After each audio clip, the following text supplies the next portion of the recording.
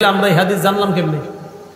নবী তো ঘুমাই রয়েছে, তো ফেরেশতা যে আসছে নবী এই কথা আমগরে কেমনে জানাইলেন? পুরো হাদিস শুনলে বুঝতে পারবেন। নবী তো ঘুমাই রয়েছে, তাও আবার যেন কিতাব না, বুখারী শরীফের বর্ণনা। রাসূল সাল্লাল্লাহু আলাইহি সাল্লাম ঘুমিয়ে আছে, ফেরেশতারা আসছে। এক ফেরেশতা বলতেছে ইন্নাহু নাঈম, উনি তো ঘুমায়। আরেক ফেরেশতা কয় ইন্নাল আইনা নাঈমা ওয়াল কলবা ইয়াকযান, ওনার চোখ ঘুমায় অন্তর ঘুমায় না। ওনার চোখ ঘুমায়, তাহলে বুঝাইছে হাদিস কিভাবে জানছি আমরা? ওনার তো অন্তর ঘুমায় না, চোখ ঘুমায়। এই জন্য যদি কেউ আজকে সকালে কোন একটা কিতাবের মধ্যে পড়েন নবীজি সাল্লাল্লাহু আলাইহি সাল্লাম ঘুম থেকে উঠেই ওযু ছাড়া নামাজ পড়ছে, আমিও পড়বো, এটা পাবেন হাদিসে, সহিহ হাদিসের মধ্যে পাবেন যে নবী সাল্লাল্লাহু আলাইহি সাল্লাম ঘুম থেকে উঠছে উঠা ওযু ছাড়া নামাজ পড়ছে, এটা সহিহ হাদিসে পাবেন।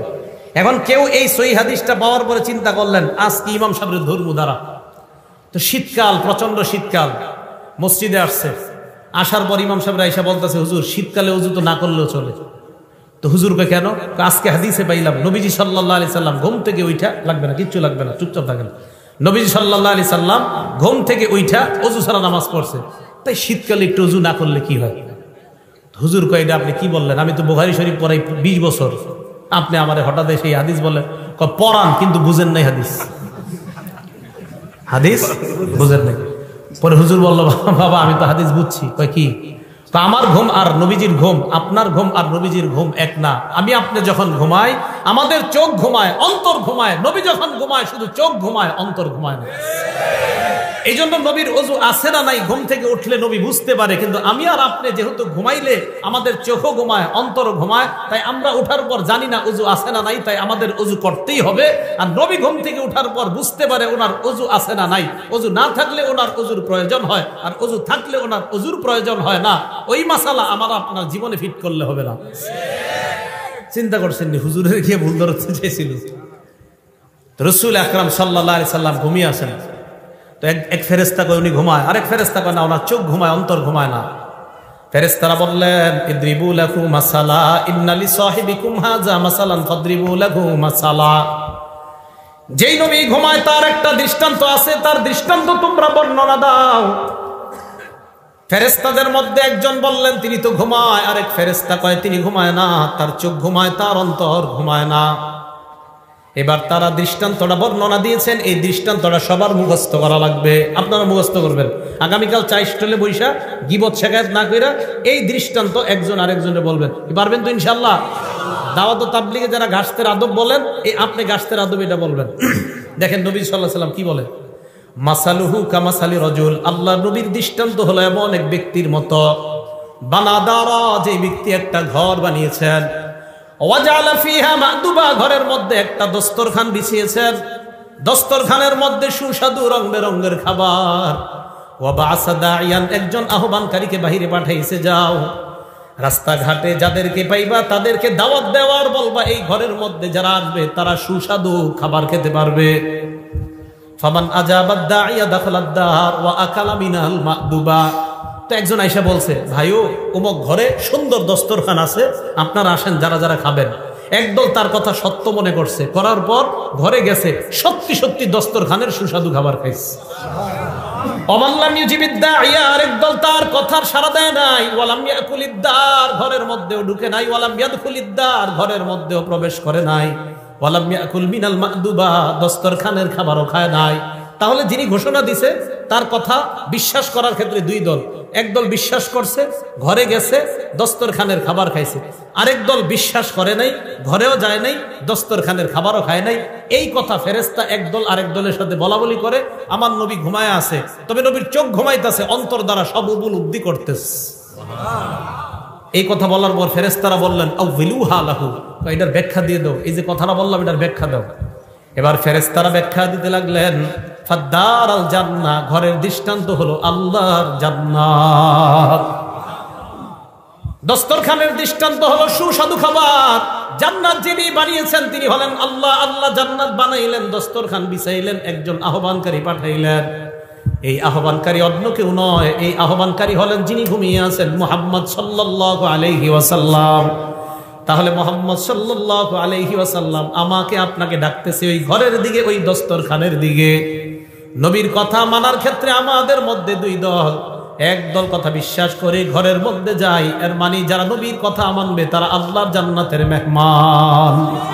তাহলে তারা জান্নাতের মেহমান হবে। শেষে কি বলে দেখেন, ফামান আতা মুহাম্মাদান সাল্লাল্লাহু আলাইহি ওয়াসাল্লাম, যারা আল্লাহর নবীর কথা মেনে নেয় তারা আল্লাহর অনুসারী হয়ে যায়।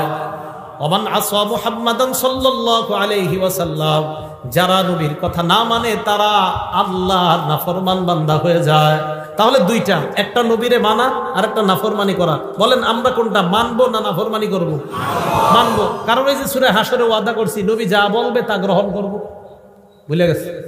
কোরআনে না ওয়াদা করছি যে আল্লাহ বলছে নবীরে যা দিয়েছি তা গ্রহণ করবা। আমি গুরুত্বপূর্ণ একটা কথা বলার জন্য শুধু এগুলো বুঝাইতেছি যে আল্লাহ বলছে আমি যা দিয়েছি নবীরে তা গ্রহণ করো, আর আমরাও নবীর থেকে জানলাম হ্যাঁ নবী আপনি আমাদেরকে যা দিবেন আমরা অঙ্গীকারাবদ্ধ গ্রহণ করব। সাহাবা উবাদা ইবনে সামিত রাদিয়াল্লাহু তাআলা আনহু কি বলেন দেখেন, নাসাই শরীফ হাদিস নাম্বার 4149 নম্বর হাদিস। তিনি বলেন বায়া'নান নাবিয়্য সাল্লাল্লাহু আলাইহি ওয়াসাল্লাম আলা সামঈ ওয়াত তাআ, আমরা নবীর হাতে হাত রেখে বায়াত হলাম আলা সামঈ, নবীর কথা শুনবো, ওয়াত তাআ, নবীর কথা মানবো। বলেন নবীর কথা, নবীর কথা কেন সূরা হাশরে ওয়াদা করছি নবী যা বলবে তা গ্রহণ করব। এখন উবাদা ইবনে সামিত বলেন আমরা নবীর কাছে বায়াত হলাম, নবীর কথা শুনবো, নবীর কথা মানবো। কোন ক্ষেত্রে দেখেন কি বলে, ফিল ইউসরি ওয়াল উসরি, আমার অনুকূলে হলেও নবীর কথা মানবো, আমার প্রতিকূলে হলেও নবীর কথা মানবো। মানে আমার পক্ষে গেলেও মানবো, আমার বিপক্ষে গেলেও মানবো, কারণ কথাটা আমার নবীর। ওয়াল মানশাতি ওয়াল মুকরাহ, মানশাত মানে সুখেও মানবো, মুকরাহ মানে দুঃখেও মানবো। তাহলে সুখের সময় আমার নবীকে মানবো, দুঃখের সময় নবীকে মানবো। এরপরে বলতেছে যোগ্য মানুষ যদি যোগ্যতার আসনে বসে যায় এটার বিরোধিতা আমরা করব না, এই মর্মে আমরা বায়াত হলাম। আর যদি অযোগ্য ব্যক্তি যোগ্যতার আসনে বসে যায় এটার বিরোধিতা করা ফরজ হয়ে যায়।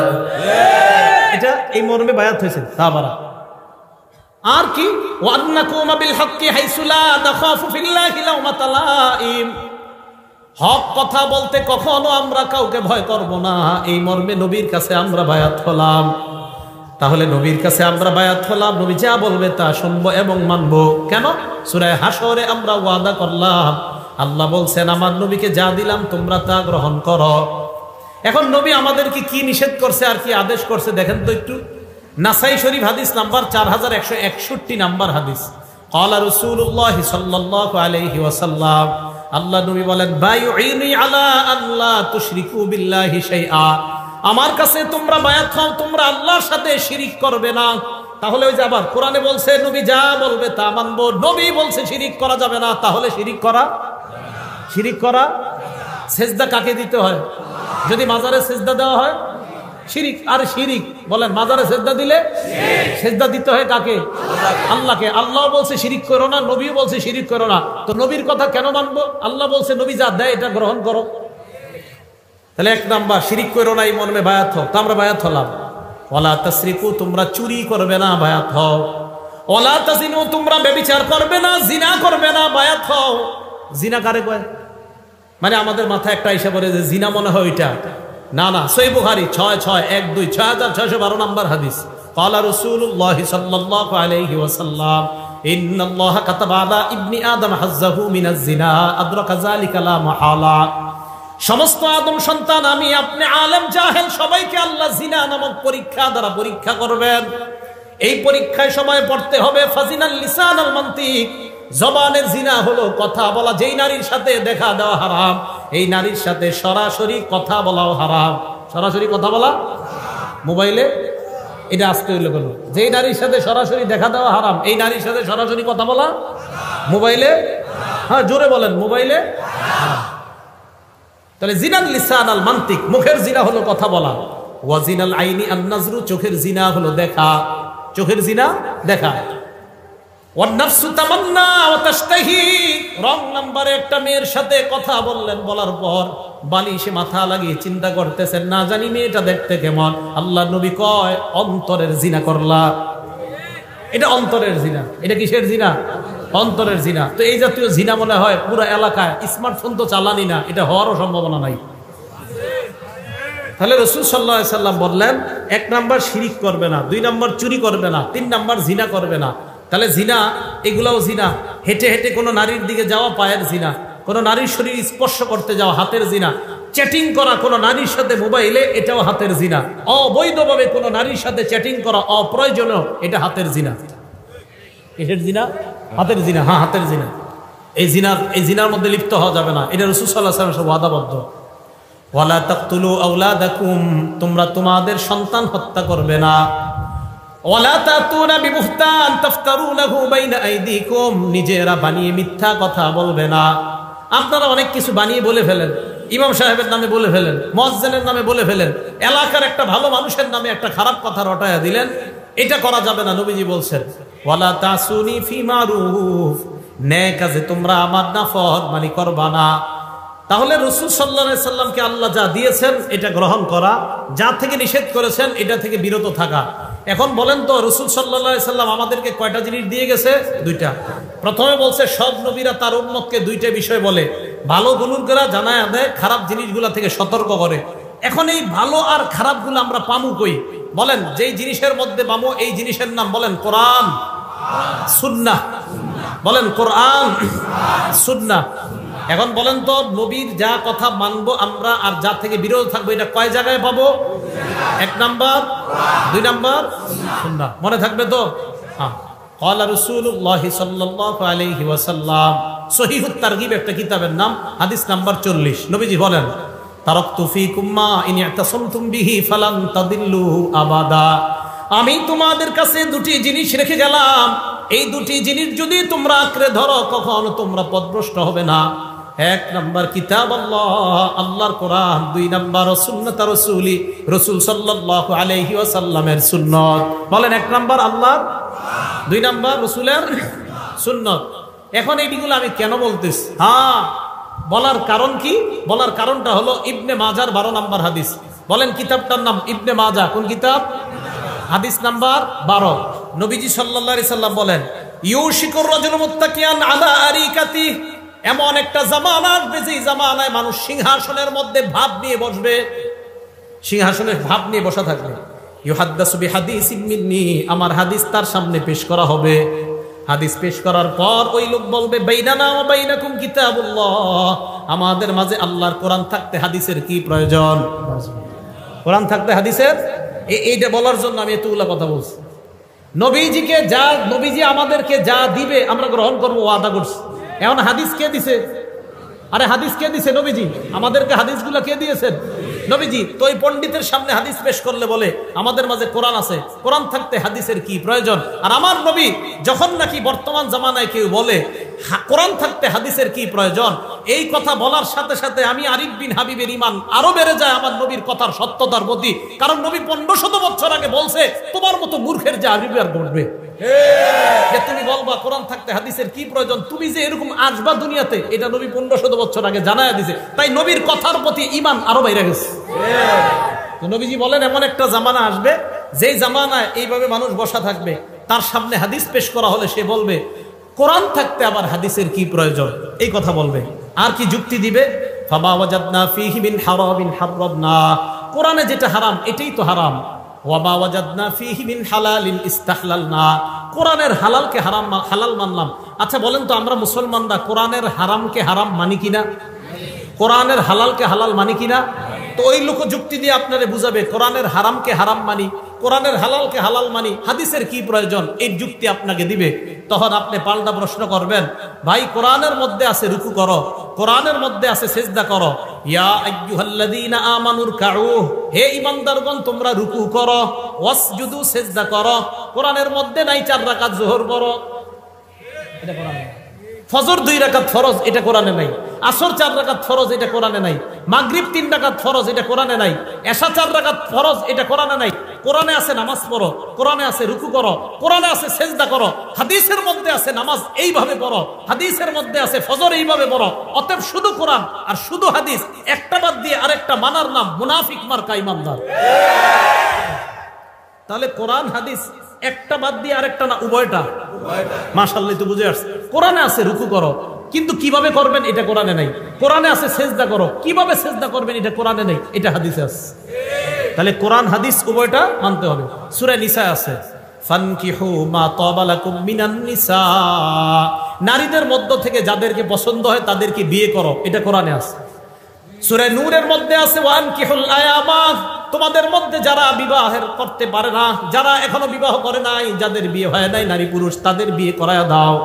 সূরা নিসা আছে বিয়ে করো, সূরা নূরে আছে বিয়ে করাও। কিভাবে বিয়ে করাইবা এটা কোরআনে কোথাও লেখা নেই। এই যে দুইজন বসবে, বসার পরে একজনে ইজাব বলবে, আরেকজন কবুল বলবে, এত টাকা দেন মোহরের বাবদ তোমাকে প্রস্তাব করলাম, তুমি রাজি থাকলে কবুল বলো, এটা কোরআনে কোথাও লেখা নাই। কোরআনে আছে বিয়ে করো, কোরআন আছে বিয়ে করাও, হাদিসে আছে কিভাবে বিয়ে করাও।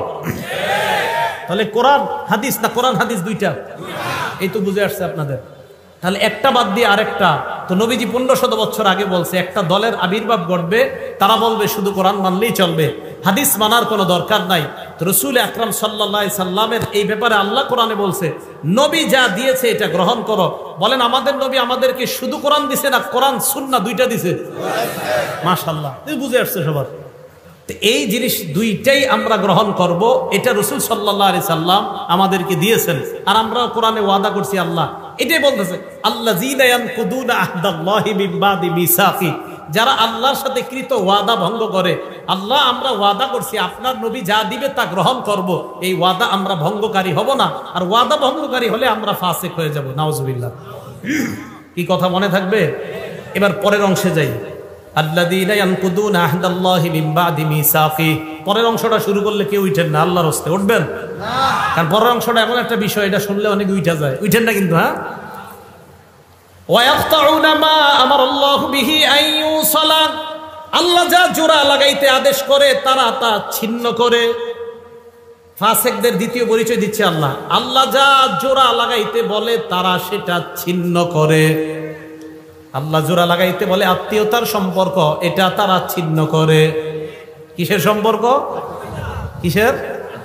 রক্তের সম্পর্ক, আত্মীয়তার সম্পর্ক। বলেন রক্তের সম্পর্ক, আত্মীয়তার সম্পর্ক। সহিহ বুখারী হাদিস নাম্বার 5983 নাম্বার হাদিস। এক ব্যক্তি রাসূল আকরাম সাল্লাল্লাহু আলাইহি সাল্লামের কাছে আসছে, আসে বলে আখবিরনি বিআমালিন ইউদখিলুনিল জান্নাহ, ইয়া রাসূলুল্লাহ এমন কিছু আমল আমাকে বলেন যে আমলটা করলে আমি আল্লাহর জান্নাতের মেহমান হয়ে যাব। এই প্রশ্ন করার পর সাহাবারা বললেন ফাকালাল কওম মালাহ মালাহ, সাহাবারা বললেন এই লোকটার কি হইল, এই লোকটার কি হইল, কি প্রশ্ন করে, এমন আমল বলেন যে আমল করলেই জান্নাতে যাব, লোকটার কি হলো? নবীজি বলে আরে থামো, অরবুল মালাহ, লোকটার প্রয়োজনীয়তা আছে তাই জিজ্ঞাসা করছে। নবী বললেন 4 আমল করবা, মরলেই জান্নাতি হবা। কয় আমল? 1, তা'বুদুল্লাহ লা তুশরিকু বিহি শাইআ, শিরিক মুক্ত ইবাদত করবা। কি মুক্ত ইবাদত? শিরিক।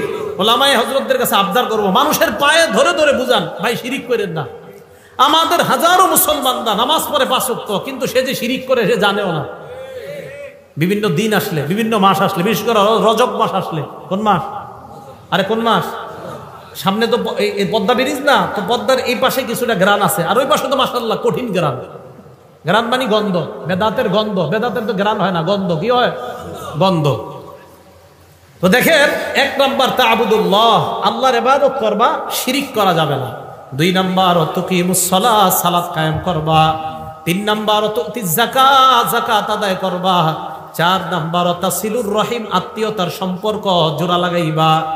রক্তের সম্পর্ক জোড়া লাগাইবা, মারা যাইবা আল্লাহ পাক তোমাকে জান্নাতের মেহমান বানায়া দিবেন। তাহলে 4 নাম্বার রক্তের সম্পর্ক, 4 নাম্বার আত্মীয়তার সম্পর্ক, এটা আল্লাহ আদেশ করছে জোড়া লাগাইতে, এটা ছিন্ন করার আদেশ করে নাই। সহিহ বুখারী হাদিস নাম্বার 5984 নাম্বার হাদিস। এই হাদিসের মধ্যে আসছে ক্বালা রাসূলুল্লাহ সাল্লাল্লাহু আলাইহি ওয়াসাল্লাম লা ইয়াদখুলুল জান্নাতা কাতিউন, আত্মীয়তার সম্পর্ক ছিন্নকারী জান্নাতে প্রবেশ করবে না। রক্তের সম্পর্ক ছিন্নকারী জান্নাতে প্রবেশ করবে না। ঢাকা 10 তলা বাড়ি করছে, তার বোন ঈদের দিন মানুষের কাছে গোশতের জন্য বসে থাকতে হয়, তার আপন বোন অন্যের কাছে খাদ্যের জন্য বসে থাকতে হয়। ঢাকা বাড়ি আছে 5 তলা 6 তলা, ভাইয়ের বোন অন্যের দাঁড়ে দাঁড়ে গিয়ে হাত পাততে হয়। আল্লাহ পাক রব্বুল আলামিন বলছে সম্পর্ক জোড়া লাগাও, রক্তের সম্পর্ক জোড়া লাগাও, এটা ছিন্ন করে যারা, তারা ফাসিক। সহিহ বুখারী হাদিস নাম্বার 5985 নাম্বার হাদিস। ক্বালা রাসূলুল্লাহ সাল্লাল্লাহু আলাইহি ওয়াসাল্লাম, আল্লাহ নবী বলেন মান সাররাহু, যেই ব্যক্তি এটা পছন্দ করে, আইয়ুবসাতা লাহু ফি রিজকিহি, কেউ ব্যক্তি যদি চায় তার রিজিকের মধ্যে বরকত হোক, রিজিকে বরকত সবাই চান। 2 নাম্বার ওয়ায়ুনসালাহু ফি ইসরিহি বা আসরিহি, কেউ যদি চায় তার হায়াতে বরকত। বলেন কয় জিনিসে বরকত? রিজিকে, হায়াতে। বলেন রিজিকে। যদি এই 2 জিনিসে কেউ বরকত চায়, নবী বলেন ফালইয়াসিল রহিমা, সে যেন রক্তের সম্পর্ক জোড়া লাগায়, আল্লাহ তার রিজিকে এবং হায়াতে বরকত দান করবেন। বলেন রিজিক আর হায়াতে বরকত দানের কয় উপায়? মানে না, উপায় একটা। রিজিক আর হায়াতে বরকত হবে একটা আমল করলে, রিজিক আর হায়াতে ভরপুর বেশি বরকত হবে একটা আমল করলে, সেটা হলো রক্তের সম্পর্ক জোড়া লাগাইলে। রক্তের সম্পর্ক জোড়া লাগাইলে রিজিকে বরকত হবে, হায়াতে বরকত হবে। এটা আজীব হাদিস শোনেন, সহিহ বুখারী হাদিস নাম্বার 5987 নাম্বার হাদিস। ইন্নাল্লাহা খালাকাল খালকা, আল্লাহ সৃষ্টি বানাইলেন, আসমান জমিন বানাইলেন। বানানোর পর হাত্তা ইদা ফারাগা মিনাল খালকি, আল্লাহ যখন সৃষ্টি থেকে অবসর হলেন, দেখেন কি কামাতির রহিম, রক্তের সম্পর্কটা আল্লাহর সামনে দাঁড়ায় গেছে। আরে আমি আপনারা কিন্তু সম্পর্কটা এটা কেমনে দাঁড়াইছে আল্লাহ জানে, দাঁড়াইছে। দাঁড়ানোর পর আল্লাহকে বললেন, আল্লাহ হাযা মাকাবুল আইজি বিকা মিনাল কাতিআ, আল্লাহ রক্তের সম্পর্ক যারা ছিন্ন করে তাদের থেকে পানা চাওয়ার আপনিই তো শ্রেষ্ঠ জায়গা, তাই আমি আপনার সামনে দাঁড়াইলাম। আল্লাহ বললেন, আমা তারদাইনা আন আসিলা মান ওয়াসালাক, তুমি কি সন্তুষ্ট না যারা তোমাকে রক্ষা করবে? আমি ওয়াদা করলাম, আমি আল্লাহ তাদেরকে রক্ষা করার ওয়াদা করলাম। রক্তের সম্পর্ককে আল্লাহ বললেন, ভাই ভাইকে যদি সম্পর্ক রক্ষা করে, ভাই বোনের সম্পর্ক যদি রক্ষা হয়, রক্ত আর আত্মীয়তার বন্ধন যদি রক্ষা হয়, আমি আল্লাহ ওই ব্যক্তিকে রক্ষা করব। এরপরেরটা কি কইছে? ওয়া আকতাআ মান কাতাআক, তোমাকে যারা ছিন্ন করবে আমি আল্লাহ তাকে ছিন্ন করব। আত্মীয়তার সম্পর্ক যে ছিন্ন করবে আমি তাকে ছিন্ন করব। আল্লাহ আমাদের সকলকে আত্মীয়তার সম্পর্ক জোড়া লাগানোর তৌফিক দান করেন। অনেকে প্রশ্ন করে, হুজুর আমার আত্মীয় যদি আমার সাথে খারাপ ব্যবহার করে আমি কি করব? করে না? জবাব আসতেছে, আগে শুনেন। সহিহ বুখারী হাদিস নাম্বার 5990 নাম্বার হাদিস। ক্বালা রাসূলুল্লাহ সাল্লাল্লাহু আলাইহি ওয়াসাল্লাম, আল্লাহ নবী বলেন, ওয়ালাকিন লাহুম রাহিমুন আবুল্লু বিবালালিহা, নবীজি বলেন আত্মীয়তার সম্পর্কের একটা রস আছে। আত্মীয়তার সম্পর্কের যে রস, এই রসের মাধ্যমে এই আত্মীয়তার সম্পর্ককে আমি প্রাণবন্ত করে রাখি, সজীব করে রাখি। রক্তের সম্পর্ককে আমি সজীব করে রাখি, প্রাণবন্ত করে রাখি সব সময়। এবার প্রশ্নের উত্তর নেন। যারা বলেন, হুজুর আমার বোন তো আমার সাথে কথা বলে না, আমার ভাই আমার সাথে কথা বলে না, আসেনি এই অভিযোগ। হ্যাঁ, এখন তাদের অভিযোগের জবাব নবীজি দিয়ে দিছে, আমি কি দিব? সহিহ বুখারী হাদিস নাম্বার 5991 নাম্বার হাদিস। ক্বালা রাসূলুল্লাহ সাল্লাল্লাহু আলাইহি ওয়াসাল্লাম, আল্লাহ নবী বলেন, লাইসাল ওয়াসিলু বিল মুকাফি, কয় শুধুমাত্র আমি আমার ভাইয়ের সাথে সম্পর্ক জোড়া লাগাইলাম এটার নামে আত্মীয়তার সম্পর্ক রক্ষাকারী এমন না। এটা তো আত্মীয়তার সম্পর্ক রক্ষা হচ্ছেই। নবীজি বলেন, প্রকৃত আত্মীয়তার সম্পর্ক রক্ষাকারী ওই ব্যক্তি, ওয়ালাকিনিল ওয়াসিলুল্লাযী ইযা কুতিআত রাহিমুহু ওয়াসালাহা, নবী বলেন প্রকৃত আত্মীয়তার সম্পর্ক রক্ষাকারী ওই ব্যক্তি, যখন আত্মীয়তার সম্পর্ক কেউ ছিন্ন করে ওই ব্যক্তি আগে বেড়ে সেটাকে রক্ষা করে। আপনার বোন আপনার সাথে কথা বলে না, বাস না বলুক, আপনি আত্মীয়তার সম্পর্ক রক্ষা করেন। আমি আপনাদেরকে একটা বাংলা বলে যাই, আপনি দেখবেন আপনার ভাইয়েরা বোনেরা আপনারে ঠকাইতেছে, আপনি বুঝতেছেন, এরপরেও আপনি তাদের সাথে সুন্দর সম্পর্ক রাখতেছেন কেন? যে নবী বলছে আত্মীয়তার সম্পর্ক ঠিক রাখতে। আপনি দেখবেন 2, 4, 5, 10 মাস পরে আপনি খোঁজ নিয়ে দেখবেন তাদের সবার চাইতে আপনি ভালো আছেন। দেখেন, যদিও আপনি বাহ্যিকভাবে দেখতে একটু হেরে যাচ্ছেন, বাহ্যিকভাবে আপনি একটু ফেল হয়ে যাইতেছেন, তাদের চেয়ে দেখা যাচ্ছে আল্লাহ আপনাকে ভালো রাখবে। এই কথা মনে রাখেন। তাহলে আত্মীয়তার সম্পর্ক এটাকে বলা হয় প্রকৃত, যে কেউ যদি ছিন্ন করে তার সাথে সম্পর্ক রক্ষা করা। আর আত্মীয়তার সম্পর্ক ছিন্ন করা মানে ফাসিক হওয়া, আত্মীয়তার সম্পর্ক ছিন্ন করা মানে জাহান্নামে যাওয়া। আল্লাহ হেফাজত করেন। মুসলিম শরীফের হাদিস, জান্নাতুল ফেরদাউসের উপরে হলো আরশ। সুবহানাল্লাহ। হাদিসে আসছে আল ফিরদাউস আলা জান্নাত, জান্নাতুল ফেরদাউস হলো জান্নাতের সবচেয়ে উঁচু জায়গাটা। এই হাদিসের মধ্যে নবী বলেন, ওয়ামিন ফাওকিহা আল আরশ, জান্নাতুল ফেরদাউসের উপরে হলো আরশ। এবার মুসলিম শরীফের হাদিস শুনেন, আর রহিমু মুআল্লাকাতুন বিল আরশ, রক্তের সম্পর্কটা এই এখনো আরশের সাথে ঝুলে রয়েছে। এইভাবে ঝুলে ঝুলে রক্তের সম্পর্ক আর আত্মীয়তার সম্পর্ক বলতে থাকে, মান ওয়াসালানি ওয়াসালাহুল্লাহ, আমাকে যারা রক্ষা করে আল্লাহ যেন তাদেরকে রক্ষা করে।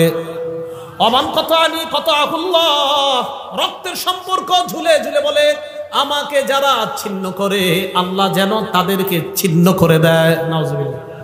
রক্তের সম্পর্ক আরশের সাথে ঝুলে ঝুলে বলে, আমাকে যারা রক্ষা করে আল্লাহ যেন তাদেরকে রক্ষা করে, আমাকে যারা ছিন্ন করে আল্লাহ যেন তাদেরকে ছিন্ন করে। আল্লাহ আমাদের সকলকে রক্তের সম্পর্ক রক্ষা করার তৌফিক দান করে। আবু দাউদ শরীফ হাদিস নাম্বার 4902 নাম্বার হাদিস, নবীজি সাল্লাল্লাহু আলাইহি সাল্লাম বলেন, মা মিন আজদারু আইয়ু আজ্জিলাল্লাহু লিসাহিবিহিল উকুবাতা ফিদ দুনিয়া ওয়া মা ইয়াদখিরু লাহু ফিল আখিরাহ মিসলুল বাগী ওয়া কাতিআতির রাহিম।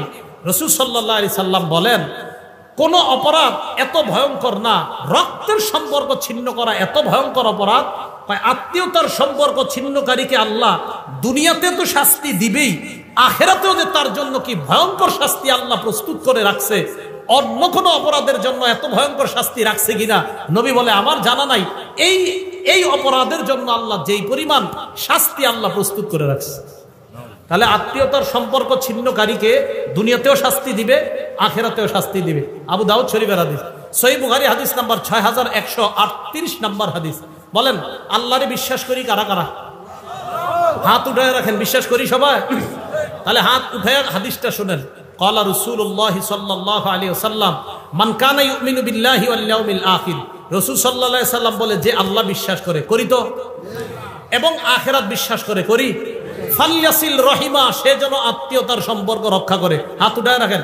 আত্মীয়তার সম্পর্ক রক্ষা করা মানে আল্লাহরে বিশ্বাস করা, আত্মীয়তার সম্পর্ক রক্ষা করা মানে আখিরাত বিশ্বাস করা।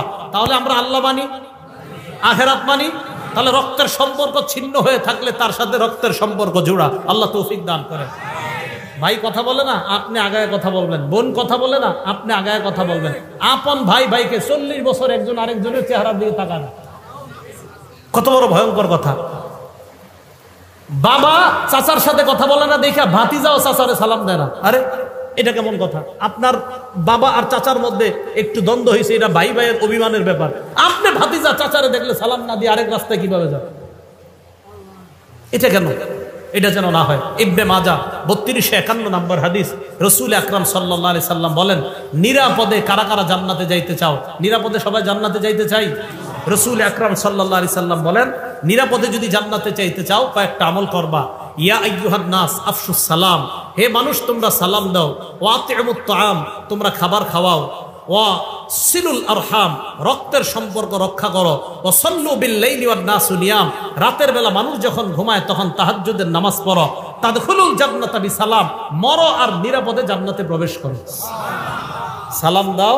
2 নাম্বার খাবার খাওয়াও। 3 নাম্বার আত্মীয়তার সম্পর্ক রক্ষা করো। 4 নাম্বার রাতের বেলা তাহাজ্জুদের সালাত পড়ো, নিরাপদে জান্নাতে প্রবেশ করো। কথা কি বুঝে আসছে সবার? তাহলে ফাসেক কারা? আল্লাযীনা ইয়ানকুদুনা আহদাল্লাহ, যারা আল্লাহর সাথে কৃত অঙ্গীকার ওয়াদাকে যারা ভঙ্গ করে। আর আল্লাহর ওয়াদা কি কি, এই ব্যাপারে আমরা নবীজির বিস্তর অনেকগুলো আলোচনা করলাম। এরপরে ওয়ায়াকতাউনা মা আমারাল্লাহু বিহি আইয়ুসালা, আল্লাহ যা জোড়া লাগাইতে বলে এটা যারা ছিন্ন করে। 3 নাম্বার ওয়ায়ুফসিদুনা ফিল আরদ, যারা জমিনে ফাসাদ সৃষ্টি করে, শান্তির পরিবর্তে যারা অশান্তি সৃষ্টি করে, তাদেরকে আল্লাহ ফাসিক বললেন। শেষে আল্লাহ বলেন, উলাইকা হুমুল খাসিরুন, তারা হলো ক্ষতিগ্রস্ত। ভাই আপনাদের কাছে হাত জোর করে আবদার, আমি আপনি মরার সময় আমার আপনার নামের পিছনে যেন ক্ষতিগ্রস্ত শব্দটা লেখা না হয়, আমার আপনার নামের পাশে যেন সফল ইমানদার লেখা হয়ে যায়। আজকে এই মুহূর্ত থেকে চেষ্টা করা, আল্লাহ সফল মুমিন বানায়া কবরে যাওয়ার সময়ও সফল মুমিন ঘোষণা করে আমার মৃত্যুটা দিয়ে আপনি আমাকে কবরে নিয়েন, এই দোয়া আল্লাহর কাছে করা। আল্লাহ পাক রব্বুল আলামিন আমাদের সকলকে সূরা বাকারার এই আয়াতের যে শিক্ষা, 1 নাম্বার আল্লাহর ওয়াদা ভঙ্গ না করা, 2 নাম্বার রক্তের সম্পর্ক ছিন্ন না করা, 3 নাম্বার পৃথিবীতে অশান্তি সৃষ্টি না করা, এই অপরাধগুলো থেকে যেন বেঁচে থাকতে পারি, আল্লাহ তৌফিক দান করেন। আমিন। ওয়া আখিরু দাওয়ানা আনিল হামদুলিল্লাহি রাব্বিল আলামিন।